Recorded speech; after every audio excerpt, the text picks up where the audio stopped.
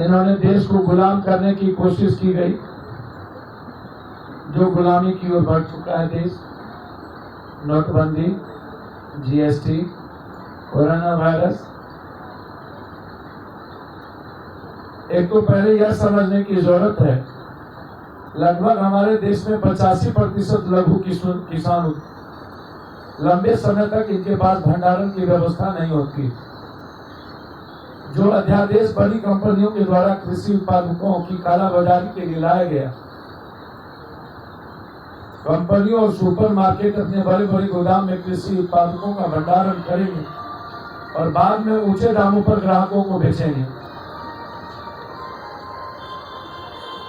किसान पूरे देश का आज खड़ा है और इस बात पर कंप्लीट है कि बदलाव से कालाबाजारी घटेगी नहीं, बढ़ेगी और जमाखोरी बढ़ेगी। जो सबसे ज्यादा असर मोदी जी को मैं याद दिलाना चाहता हूं कि किसानों की आय दुगुनी करने का वादा इन्होंने किया था, लेकिन ये काला कानून किसान खेतिहर मजदूर की आर्थिक शोषण के लिए इससे बड़ा ये जमींदारी का नया रूप और मोदी जी का कुछ मित्र नए भारत के जमींदार होंगे। उसमें 10-12 लोग हैं और मोदी जी के कारण कृषि मंडी हटी और देश की खाद्य सुरक्षा मिटी। ये जो नारा है, आवश्यक वस्तु अधिनियम 1955 में संशोधन से बड़ी कंपनियों को, हमारे कार्यकारी अध्यक्ष अखलाक भाई आपको बताएंगे, जो अध्यादेश लाया गया है ये पश्चिम मॉडल हमारे किसानों पर थोपना चाहती है, लेकिन सरकार भूल जाती है कि किसानों की तुलना विदेशी किसानों से नहीं हो सकती, क्योंकि हमारे यहाँ भूमि जनसंख्या अनुपात पश्चिम देशों से अलग है। हमारे यहाँ खेती किसानी जीवन यापन पूरे भारत में उसकी जीडीपी, उसकी इकोनॉमी दुनिया में सबसे खतरनाक मोड़ पे है। नीतीश कुमार जी से यदि पूछा जाएगा तरक्की का राज,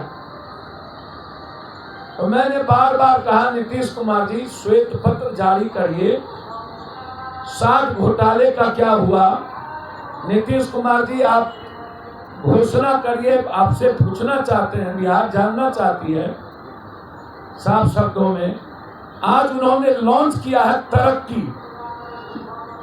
ये लॉन्च कितना हास्पद है उस पर आज ही उनका लॉन्च हुआ। तो तरक्की में बिहार हेल्थ से लेके एजुकेशन और रोजगार से लेकर के किसान और मजदूरों की स्थिति और नीति आयोग की पूरी रिपोर्ट और उनकी एक एक पोल खोल के रख दी। नीति आयोग के रिपोर्ट के बाद इनके पास कहने के लिए तरक्की का क्या बचता है। तो मैं चैलेंज करता हूं नीतीश जी को, नीति आयोग के रिपोर्ट पर आप क्या कहेंगे, पहले उसका जवाब दे दीजिए और तब अपनी तरक्की खोलिएगा। बस मेरा 2 ही आग्रह था, चूंकि अनुदानित बिल 2020 लाया गया है, सेवा कर विधेयक, तो इसके पहले भूमि अधिग्रहण बिल पर हाई तौबा नहीं मची थी, जो उसी वक्त इन्होंने गहरी साजिश रच लिया था पूंजीपतियों के हाथ में भूमि बिल देने की। और इनकी साजिश आज से नहीं चल रही। और ऐसे समय में जब चाइना का बॉर्डर डिस्टर्ब है, नेपाल, बांग्लादेश, श्रीलंका डिस्टर्ब है, कोरोना के कारण पूरा देश डिस्टर्ब है, कोई प्रदर्शन नहीं हो सकता, कोई आंदोलन नहीं हो सकता, इसके बावजूद किसान आज मरने को तैयार है, लड़ने को तैयार है। पुलिस गोली और डंडे चला रही है।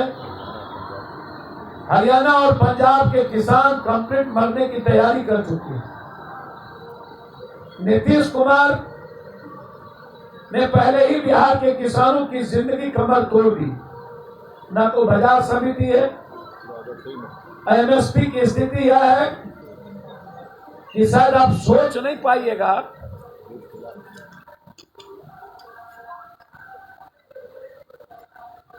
कि पिछले वर्ष बिहार में 1200-1300 के भाव में बेचना पड़ा चावल, धान, और पंजाब हरियाणा में 1600 से 1900 में ये बिका। और ये नीतीश कुमार सबसे ज्यादा बिहार को गरीब करने के पीछे इनकी भूमिका, किसानों को मारने में नीतीश कुमार की अहम भूमिका रही बिहार की, और इस पर कोई स्थिति बोलने वाली नहीं रही। इसीलिए हमारी पार्टी कल 20 सितंबर को रविवार को सभी जिला मुख्यालय पर पुतला दहन करेगी प्रधानमंत्री जी का। 21 सितंबर को 21 से 25 सितंबर 2020 तक किसान विरोधी नीतियों का पोल खोल नुक्कड़ सभा। 26 सितंबर को 2020 को संध्या में जिला मुख्यालय पर मशाल जुलूस, और 27 सितंबर 2020 को रविवार के दिन बिहार बंद। किसान विरोधी और इतने बड़े काला कानून जो कंप्लीट रूप से नरेंद्र मोदी जी ने अपने जमींदारों के हाथ में पूरे देश को गुलाम और किसानों को बेचने का निर्णय जो लिया है वो बहुत गलत है। इसीलिए हमारी पार्टी मंडियों का जाल बिछा हुआ है। यदि सरकार इतना ही किसानों के हित को सोचती है तो उसे एक और अध्यादेश लाना चाहिए जो किसानों के एमएसपी के कानून अधिकार दे दे, जो यह सुनिश्चित करेगा कि एमएसपी के नीचे किसी से खरीद नहीं होगी और इसमें किसानों का हौसला बुलंद होगा। किसान विरोधी सरकार से देश प्रदेश बचाना ये जन अधिकार पार्टी की सबसे पहली प्राथमिकता। वैसे तो अकाली दल जब अध्यादेश आया था तो ये विरोध नहीं किया था। क्यों उस वक्त अकाली दल ने विरोध नहीं किया? अब एनडीए के सहयोगी जो अकाली दल है, खास संसद हरदीप कौर इस्तीफा जो दिया, जिसे विशेषज्ञों के मामले में देवेंद्र शर्मा कहते हैं कि सरकार सुधार कर रही है। अमेरिका, यूरोप जैसे कई देशों में पहले ही लागू बावजूद जिसके वहां के किसानों की आय कमी आई है। 1960 के दशक से किसानों की आय में गिरावट आई। इन वर्षों में यहाँ पर अगर खेती बची है तो उसके वजह से बड़े पैमाने पर सब्सिडी के माध्यम से दी गई आर्थिक सहायता, जबकि भारत में सब्सिडी किसानों के लिए बिल्कुल खत्म है और नहीं के बराबर है। अब आप ये बताइए, भाजपा और एनडीए की सरकार खेती को अमीरों के हाथ गिरवी क्यों रखना चाहती है? ये शोषणकारी विधेयक क्यों? ये किसके कारण से षड्यंत्र रची गई एमएसपी सुनिश्चित करने वाली मंडियों को धीरे धीरे खात्मे की ओर क्यों? अब भविष्य में किसानों के ऊपर उचित दाम पर छीना जाएगा और अपनी ही जमीन पर मजदूर बन जाएंगे।